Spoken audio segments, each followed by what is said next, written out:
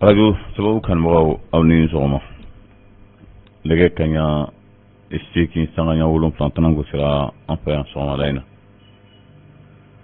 o waati kelen kanmɔgɔw o bɛ an ka sɔgɔmada in na kunnafoni o lase waati o ko fɔ aw ye kunnafoni bakuruba an b'a ladɔnniya k'a fɔ bubu ani minnu tɛ kuma mɛn olu tun taara balontan na Kenya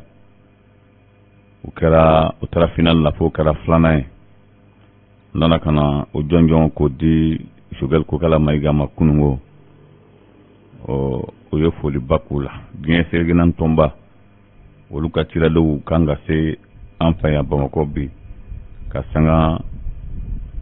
Mali gɛlɛya ko in ma walasa fɛɛrɛ bɛ se ka sɔrɔ a la hakili ka jagabɔ a ko kan bakuruba kunnafoniw de filɛ i mana lase aw ma balima ye Karim Sidibe fɛ Ala k'an bɛn ni sababa ye elemana an bɛ to ɲini kɔ fɛ saya tɛ jɔnsi to Imam Elhaji Abu Sanogo n'a ka denbaya bɛ Zegwa o ye Zegwa imamba ye Fatoma Watara ale ye Zegwa dugutigi n'a ka denbaya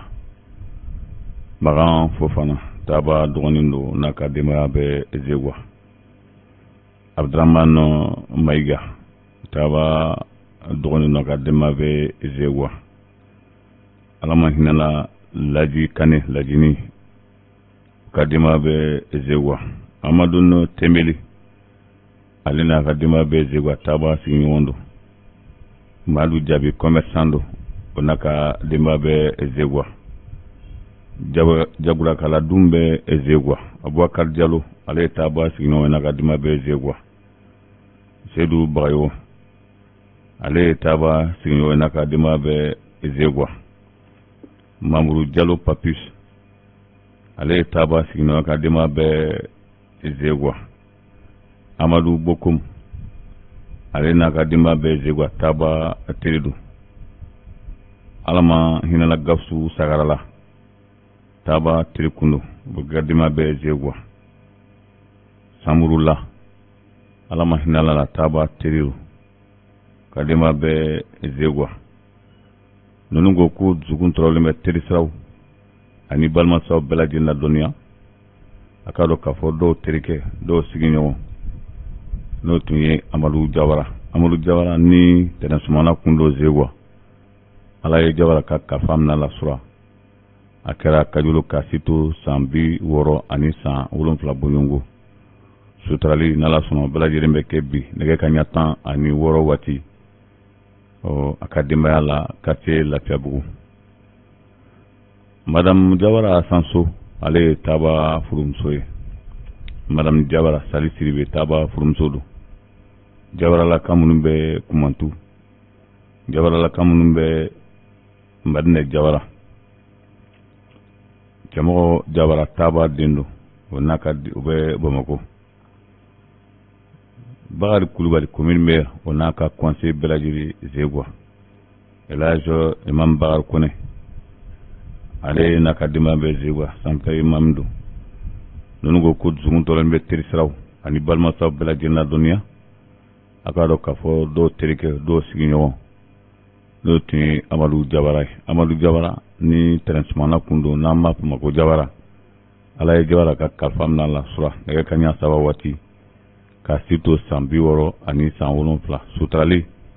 o bɛɛ lajɛlen bɛ kɛ ni Ala sɔnna ma bi a yɛrɛ ka denbaya la quartier Lafiyabugu nɛgɛ kaɲa 16 waati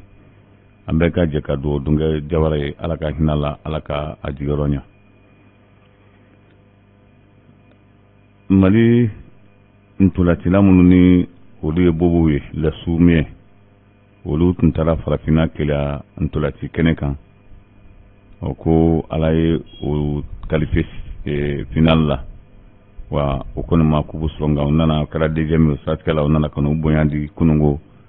Dr Sogɛl Kokala Mayiga ma o b'a yira fana k'a fɔ olu minnu qualifiera ko u bɛ taa diɲɛ bɛɛ lajɛlen mondial u bɛ taa u ta Brésil o san 2022 siratigɛ la o nana ka na ni kunnaya bɔ Sogɛl Kokala Mayiga ɲinan min kɛ o ye o fɛla fana fɔ o y'a jira k'a fɔ olu kɔni qualifiera u ye kubu ta san kelen ka tila k'a kɛ deuxième ye siɲɛ kelen ko kura o kɛra deuxième ye ko nka u ka lajɛlan fɛn fɛn n'u tun kan ka sɔn k'u ma si sɔn kabiri o don wa u taara nin ntolanci kɛ Kenya o siratigɛ la u y'u ka laɲini kɛ Sogɛl Kokala Mayiga fɛ. Sogɛl dun fana y'a jira k'a fɔ n'Ala ma ko wɛrɛ kɛ Mali kura min n'a bɛna se ko bɛɛ lajɛlen ka hakɛ bɛɛ di o ma. Ibrahima Ikasa Mayiga ale ye lajɛrɛ kɛ kunun ka se ɲamakalaw fɛ Mali bɛɛ lajɛlen na. An b'a ladɔnniya k'a fɔ a y'a f'u ye k'a fɔ sigikafɔ bɛna kɛ o sigikafɔ in ko bɛɛ lajɛlen ka i sɛbɛ don a la walasa jamana in a bɛɛ bolo min kan a bɛ se ka bɔ a kan. Ibrahima Ikasa Mayiga a y'a jira k'a fɔ Mali sɛbɛkɔrɔ turunna kosɛbɛ. Mali turunna turuncogo la turuncogo min n'a ka bon hakili ma ko ni Malidenw yɛrɛ tɛ k'a fɔ k'a bɛ bɔ nin cogo in na ta ko gɛlɛyaba b'a o kow la. O siratigɛ la an b'a ladɔnniya k'a fɔ ɲamakalaw ka ciladi Amadu Dagamayisa ale fana y'a jira k'a fɔ ko nin ye tiɲɛ ye ko ni jamana o jamana kalayara ko a gɛlɛya fɔlɔ bɛ se minnu ma ko jeliw fɔlɔ ɲamakalaw fɔlɔ b'a dɔn ka sɔrɔ tɔw k'a dɔn wa ko ni jamana jara dɔrɔn ko ɲamakalaw fɔlɔ de b'a dɔn fɔlɔ sanni ka se tɔw ma. Diɲɛ sirigɛnna tɔnba olu bɛna lajɛrɛ la an fɛ yan bi ko bɛna sɛgɛsɛgɛli ani hakilina di dɔw la o coup d'état kɛ ko fila a ko bɛ lihala min na bi an b'a ladɔnniya k'a fɔ ko o kɔni bɛna o taama de la taama in ɲininkali don nka o fɛla ye min ye o ni seereyaw ma ko a ka ca Ala fɛ o n'u dɔ kan ka na ɲɔgɔn fɛ o sira kelen don ko in fana ma ka na ye k'a fɔ yali diɲɛ sirigɛnna tɔnba ka bɛnkan don wa n'o don ko maa minnu nalen filɛ ni a maa dɔ bɛ bɔ Kenya dɔ Faransi ka lasigiden bɛ diɲɛ sirigɛnna tɔnba la ani Niger ka lasigiden bɛ diɲɛ sirigɛnna tɔnba la ko olu de bɛ ciladenya in na ko bɛ nalen ka na kumaɲɔgɔnya kɛ ni Mali jamana ɲɛmaaw ye ko a kuma kan ka boli fɛn dama kan fɛn dama dɔ ye kalafili ani waati min bɛna di transition ma ko o kuma ko o lase an b'a ladɔnniya k'a fɔ ko o ɲininkaliw kɔni bɛ yen a kuma kɔni sigi kelen bɛ min kan u y'a ye k'a fɔ k'a kuma sɛbɛkɔrɔ ka ca kosɛbɛ nka sigi kelen don nin kan nin waati in na. Dubaaro kibaruyaw la an bɛ ladɔnniya k'a fɔ u ka plateau Abidjan plateau maire kɔrɔ ni a b'a fɔ ma ko Noël Akosi Blejo ale ye san 3 kɛ Paris san 3 in ko kɛ kun b'a nɔfɛ Côte d'Ivoire yan siga kala la k'a fɔ ko a ye foroba nafolo dɔ dun o kɛra sababu ye an b'a ladɔnniya k'a fɔ o nɔ minɛ ko min fɔra ale bolila ka taa yɛrɛ kalifa faranskaw la a nana ye a sigi min kɛra ale kɔnɔ bɛ je kun na sini ale tun y'a fɔ k'a bɛna maa suganti k'o ɲɛsin a ka baara bolodalen dɔw ma o nana bɛn nin ma kɔfɛ Noël Akosi ko a nana bɛn o de ma a dun a ma bila baara wɛrɛ la ko sigikafɔ bɛ se ka sabati cogo min na kɔrɔba ka denw ni ɲɔgɔn cɛ ko a dabɔra o de kama. Kanubaaw bi kuma man ca an b'a to ɲininkaw fɛ koyi kanu yɛrɛ kosɔn ani